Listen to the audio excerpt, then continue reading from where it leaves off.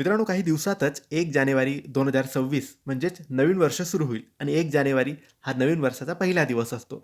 तर या दिवसापासूनच तुम्हाला गुरुचरित्राचा हा अध्याय वाचायला सुरुवात करायची आहे.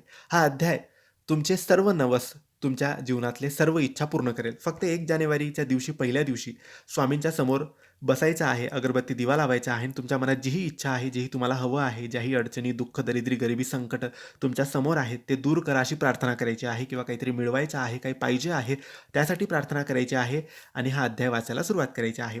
हा अध्याय शक्यतो सकाळी अंघोळ करून वाचा, कारण सकाळी आपण शुद्ध असतो. या अध्यायाचे 2च नियम आहेत. नॉन-व्हेज खायचं नाही आणि कोणाबद्दल वाईट विचार करायचा नाही. अशी चूक करू नका, की सकाळी तुम्ही अध्याय वाचत आहात आणि रात्री नॉन-व्हेज खात आहात. हे बिलकुल चालत नाही.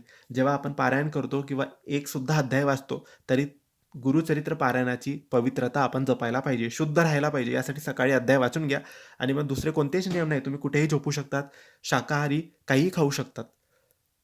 कमीत कमी 30 दिवस तरी हा अध्याय वाचा. तुमचे सर्व इच्छा, सर्व मनोकामना पूर्ण होतील. पहिल्याच दिवशी तुमच्या मनातली जीही भावना, जेही मागायचं आहे, जी प्रार्थना आहे, ती बोलायची आणि 30 दिवस देवघरासमोर बसून हा अध्याय तुम्हाला वाचायचा आहे. Googleवर हा अध्याय मिळेल किंवा तुमच्याकडे पारायण असेल तर पारायणामधून वाचलं तरी चालेल. नक्की 1 जानेवारीपासून गुरुचरित्राचा 18वा अध्याय तुम्हाला वाचायचा आहे. 18वा अध्याय संपूर्ण वाचा आणि सर्व इच्छा स्वामी महाराज गुरुदेव दत्त तुमच्या पूर्ण करतील. 18वा अध्याय 1 जानेवारी 2026 पासून वाचायचा आहे. धन्यवाद.